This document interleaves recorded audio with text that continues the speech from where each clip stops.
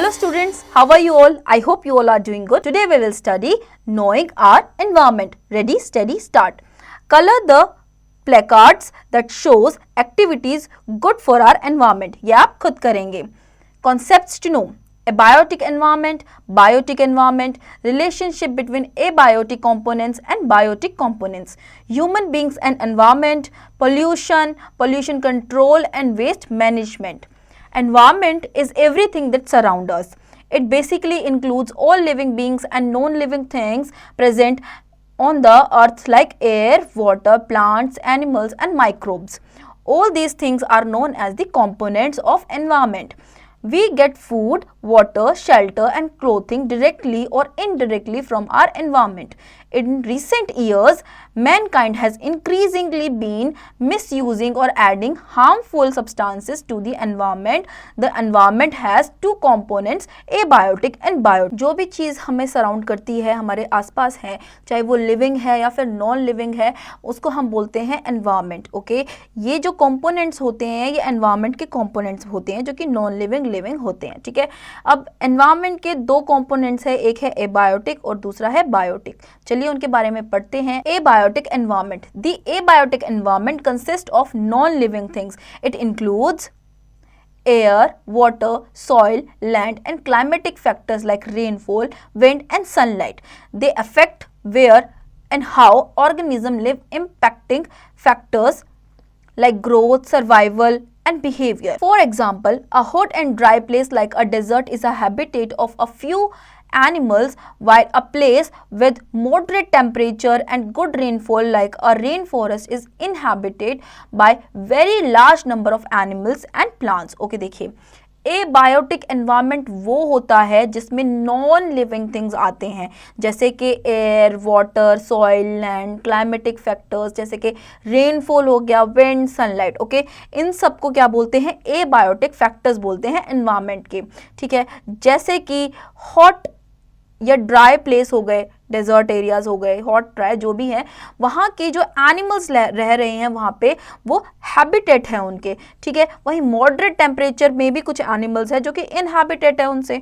ठीक है, biotic environment. The biotic environment consist of living things like plants, animals and microbes which are broadly divided into producers, consumers and decomposers. Okay, biotic environment क्या होता है? जिसमें हम include करते हैं लिविंग ऑर्गेनिजम्स. ओके, जितनी भी लिविंग थिंग्स होती हैं उनको इंक्लूड करते हैं, जैसे कि प्लांट्स, एनिमल्स या फिर माइक्रोब्स. ठीक है, now Producers are the living things that prepare their own food through photosynthesis by using sunlight. They are also known as autotrophs. Plants, algae and some bacteria are examples of autotrophs. Okay, producers वो वाले living things होते हैं जो कि खुद का food खुद बनाते हैं, जैसे कि plants photosynthesis के through अपना food prepare करते हैं. ठीक है, ऐसे plants को, ऐसे producers को हम क्या बोलते हैं? ऑटोट्रॉप्स बोलते हैं. ठीक है, इसके एग्जांपल्स है प्लांट्स, एल्गी और कुछ बैक्टीरियाज. ठीक है, Consumers are organisms that cannot produce their own food through photosynthesis.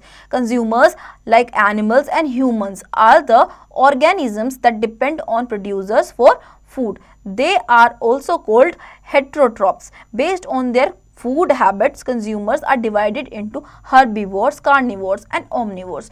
Okay, consumers वो लिविंग ऑर्गेनिजम्स होते हैं जो कि फूड के लिए किसी और प्लांट पे या फिर किसी और ऑब्जेक्ट पे डिपेंड करते हैं, जैसे कि ये ह्यूमंस और एनिमल्स जो होते हैं ये डिपेंड करते हैं प्लांट्स पे फॉर देयर फूड. ठीक है, नाउ इन्हें हम हेटेरोट्रॉप्स भी बोलते हैं.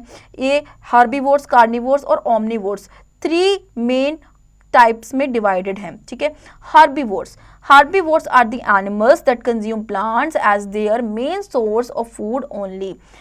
Animals like sheep, cow and deer are herbivores. Okay, herbivores वो होते हैं जो कि खाने के लिए सिर्फ और सिर्फ प्लांट्स का यूज़ करते हैं. ठीक है, ऐसे एनिमल्स जो कि सिर्फ प्लांट्स खाते हैं उनका वो है शीप, काउ, डियर. ये सब क्या है? herbivores है. Carnivores are the animals that eat flesh of other animals. Animals like lion, tiger, wolf are the carnivores. Okay. Carnivores वो animals होते हैं जो कि दूसरे animals का flesh यानी कि मीट खाते हैं. ठीक है, ये हो गए आपके lion, tiger, wolf. Okay, omnivores are the animals that eat both plants and flesh of other animals. Animals like bears and squirrels are omnivores. Humans are also omnivores. Okay, omnivores वो animals होते हैं जो कि plants and flesh दोनों खाते हैं, ठीक है। तो ऐसे animals हैं bears and squirrels, और humans भी omnivores ही होते हैं। Okay. Now, decomposers. Decomposers are the organisms that feed on dead plants and animals. Microbes including bacteria and fungi act as decomposers. Animals such as jackals, vultures and hyena are also decomposers and are known as scavengers. Okay, decomposers वो organisms होते हैं जो कि dead plants या फिर animals को feed करते हैं। Now, microbes या फिर bacteria, fungi, ये सब क्या है? Decomposers है। वहीं कुछ और decomposers हैं जो कि animals होते हैं, जैसे कि jackals, vultures, hyenas, इनको हम scavengers बोलते हैं। Okay? Relationship between abiotic components and biotic components. Abiotic components and biotic components of environment depend on each other. As we know, animals depend on plants for food and plants depend on sunlight, carbon dioxide and water for photosynthesis. Beside this, plants and animals depend on water and air to survive. When they die, decomposers reduce the remain of their dead bodies into nutrients and return them into soil. In this way, nutrients taken up by the biotic factors from the abiotic environment are ultimately returned back to the environment. This cycle goes on continuously. Okay, देखिए, abiotic components और biotic components एक दूसरे पर depend करते हैं, ठीक है। अब जैसे कि हम जानते हैं कि बहुत सारे एनिमल्स और प्लांट्स जो ऐसे होते हैं वो सनलाइट पे डिपेंड करते हैं, कार्बन डाइऑक्साइड, वाटर, अपने फोटोसिंथेसिस से फूड प्रिपेयर करने के लिए वो प्लांट्स जो हैं इन सारी चीज़ों पे डिपेंड करते हैं। ओके, जब उन्हें ये सारी चीज़ें मिल जाती हैं, ठीक है, प्लांट्स एंड एनिमल्स जो हैं वाटर और एयर पे भी डिपेंड करते हैं सर्वाइव करने के लिए। जब वो मर जाते हैं तो वो डिकम्पोजर्स बन जाते हैं, डेड एंड डिकेइंग प्लांट्स बन जाते हैं, एनिमल्स बन जाते हैं, जो कि सॉइल जो है, नेचर का जो सॉइल है वो यूज़ करता है उन डिकम्पोजर्स को ऑब्जर्व करके, और उसके बाद वो एज अ न्यूट्रिएंट यूज़ करते हैं। सॉइल जो है एज अ न्यूट्रिएंट यूज़ करता है उन dead decaying plants and animals को, जो कि अगेन प्लांट जो है उन्हें यूज़ कर रहा है फूड प्रिपेयर करने के लिए। तो इस तरीके से ये साइकिल जो है चलता जाता है। ओके, देखिए यहाँ पे बताया गया है सर्कल में आपका कंज्यूमर कार्निवोर, हर्बीवोर, प्रोड्यूसर जो है आपका यहाँ पे प्लांट है, और decomposers dead and decaying plants, ठीक है। Human beings and environment. A healthy environment is necessary for our well-being because all organisms depend on the environment for their needs to take oxygen, food, water and shelter. But man has always disturbed the environment to degrade its quality. This is ultimately affecting him only. Okay, देखिए, एक जो healthy environment होता है वो ज़रूरी होता है human being के लिए, क्योंकि उसी से उसे ऑक्सीजन मिलती है, ठीक है, फूड मिलता है, वाटर मिलता है, शेल्टर मिलता है। लेकिन ह्यूमन बीइंग्स ही क्या करते हैं, उसे डिस्टर्ब करते हैं, और जब वो उसे डिस्टर्ब करते हैं तो कहीं ना कहीं ये उनके लिए ही नेगेटिव पॉइंट है। ओके, उन्हीं को अफेक्ट करता है। Pollution. Any change in the environment that causes harm to the living or non-living things is known as environmental pollution. Harm to the environment can be caused by man or can be caused naturally. The pollution that affect us the most includes air pollution, water pollution, land pollution and noise pollution. Okay. कोई भी ऐसी चीज़ जो कि environment को कोज कर रही है, okay, उसे हम कहेंगे पोल्यूशन। ओके, वो किसी भी वे में हो सकती है, वो नेचुरली भी हो सकती है और ह्यूमंस के थ्रू भी हो सकती है, ठीक है। तो पोल्यूशन अफेक्ट जो करता है वो वाटर पोल्यूशन हो सकता है, लैंड पोल्यूशन हो सकता है, ठीक है, आपका एयर पोल्यूशन, नॉइस पोल्यूशन, इस तरीके से पोल्यूशंस होते हैं। Air pollution. Smoke and suit from the industries and vehicles are the major contributors to air pollution. Burning of fossil fuels like coal and petroleum and garbage releases toxic gases like carbon dioxide, carbon monoxide and methane. People develop diseases such as bronchitis and asthma by inhaling polluted air. Air pollution also increases the average temperature of the atmosphere. This leads to global warming which is causing climate changes. Okay, देखिए smoke, धुआं जो होता है वो air को pollute करता है, ये आपका आता है इंडस्ट्रीज फैक्ट्रीज की तरफ से, ठीक है। Now burning of fossil fuels, ठीक है, इसकी वजह से भी जो आपका एनवायरनमेंट है वो पल्यूट हो रहा है, इसकी वजह से कुछ बीमारियां हैं जो होती हैं जिसका नाम है asthma, bronchitis. Okay, now water pollution. Water pollution is the addition of pollutants such as chemical, detergents and pesticides into water, making it unhealthy. Water pollution is caused when waste from factories and sewage from homes is dumped into water bodies without being cleaned. Chemical fertilizers and pesticides are washed into nearby water bodies causing water pollution. Oil spills from ships also add to water pollution. People develop skin diseases, stomach problems, etc. by drinking polluted water.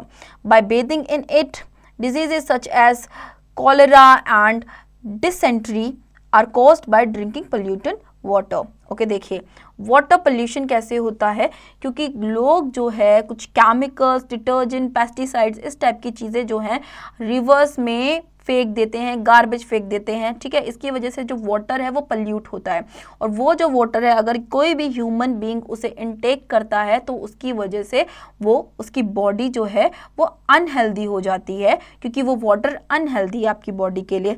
इससे आपको कुछ disease हो सकती है जिसका नाम है cholera and dysentery. Land pollution. Land pollution is the addition of pollutants such as garbage, fertilizers, pesticides and plastic to land. Dumping of solid waste like plastic bags, glass bottles and metal containers lead to the contamination of soil.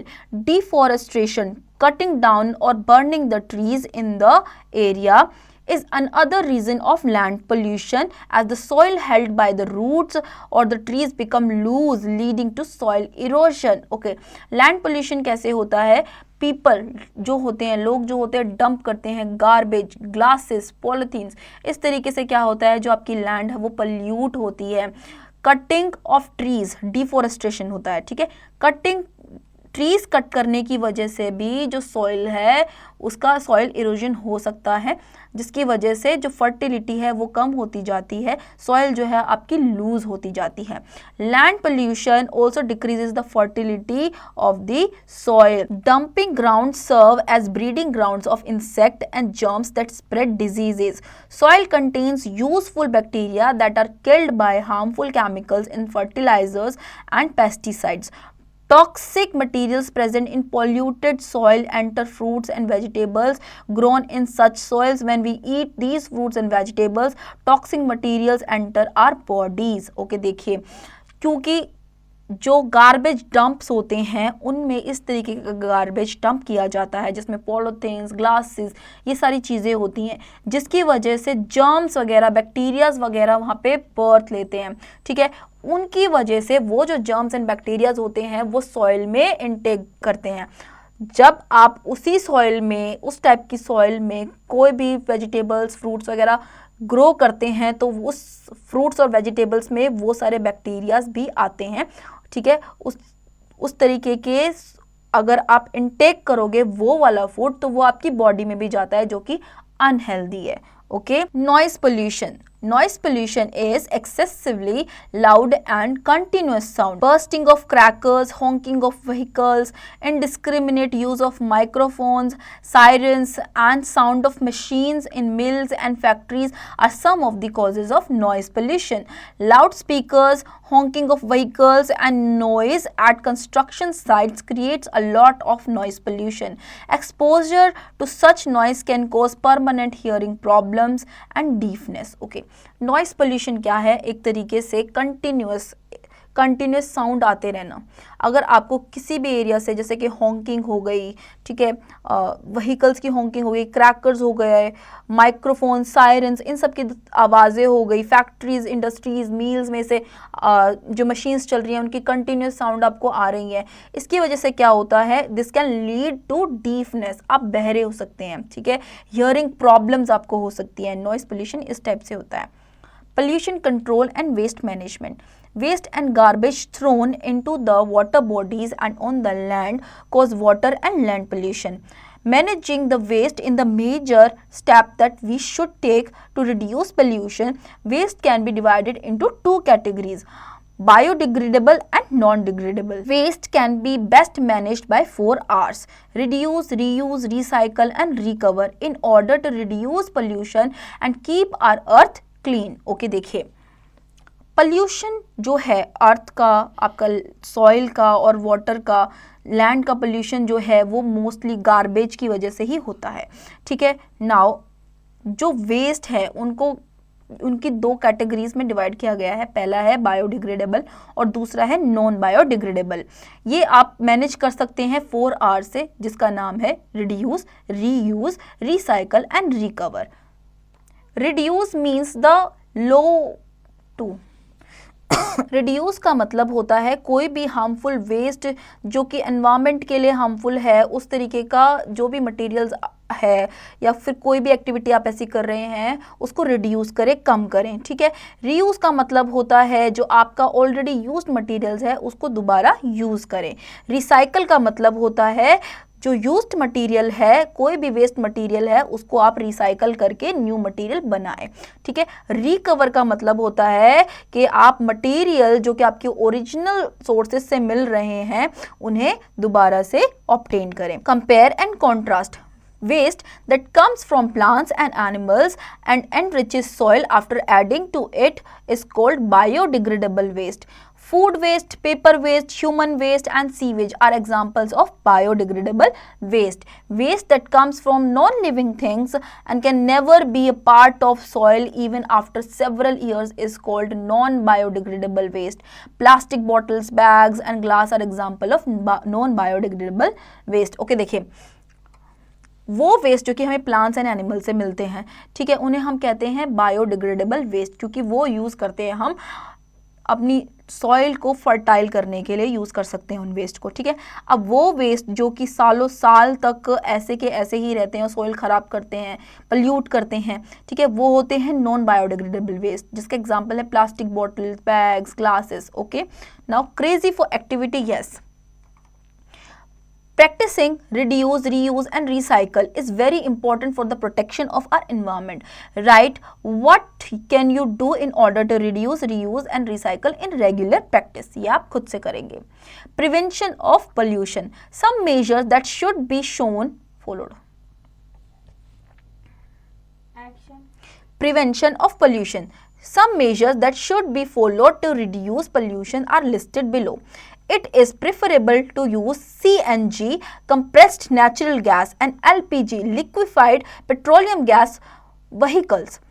They cause less air pollution. Instead of using personal vehicles, use public transport such as buses and metro trains. Vehicles should undergo regular pollution checks. Factory chimneys must be fitted with filters so that harmful gases are removed from the smoke that is given out. We should plant more trees as they reduce harmful gases in the air. Okay, देखिए pollution से कैसे prevent कर सकते हैं हम। देखिए सबसे पहले चीज़, हमें पेट्रोलियम की जगह CNG और LPG गैसेस का यूज़ करना चाहिए, इसकी वजह से एयर पोल्यूशन कम होता है, ठीक है। व्हीकल्स, खुद के पर्सनल व्हीकल्स की जगह हमें बसेस का यूज़ करना चाहिए ट्रैवल करने के लिए। ओके, फैक्ट्रीज में जो चिमनीज होती हैं वो हार्मफुल गैसेस को बाहर निकालने के लिए यूज़ की जानी चाहिए, ठीक है। Now we must not use misuse. We must not misuse electricity. Most of the electricity we use is produced by burning fossil fuels such as coal and petroleum. Instead, we must use wind and solar energy. We must not wash clothes and utensils and bath in any source of water. We must not throw waste into rivers, lakes and ponds. Wastewater from factories and homes should be cleaned before being released into water bodies. Toxic pollutants such as mercury should be carefully removed from waste items. We must reduce, reuse, recycle things. This will minimize the amount of waste. Use organic manure and pesticides rather than chemical fertilizers and pesticides. Bursting loud firecrackers should be discouraged. The use of loudspeakers should be regulated.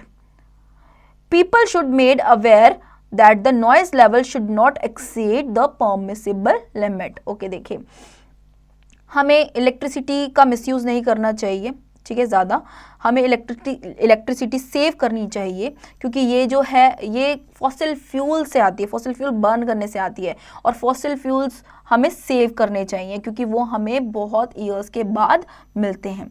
Okay, हमें अपने clothes और utensils को normal पानी से, source of water जैसे कि जिन sources से हमें वाटर मिलता है उनसे वॉश नहीं करना चाहिए. ओके, हमें वेस्ट नहीं फेंकना चाहिए रिवर्स में, ठीक है, और हमें रिड्यूस, रीयूज़, रिसाइकल का यूज़ करना चाहिए. लाउड स्पीकर्स जो हैं वो रेगुलेटेड होने चाहिए. फायर क्रैकर्स डिस्करेज करना चाहिए हमें, ठीक है. Read at a glance. The biotic components of the environment can be broadly divided into three categories: producers, consumers, and decomposers. There is an interdependence between abiotic components and biotic components of the environment. All organisms, including human beings, depend on the environment to fulfill their needs.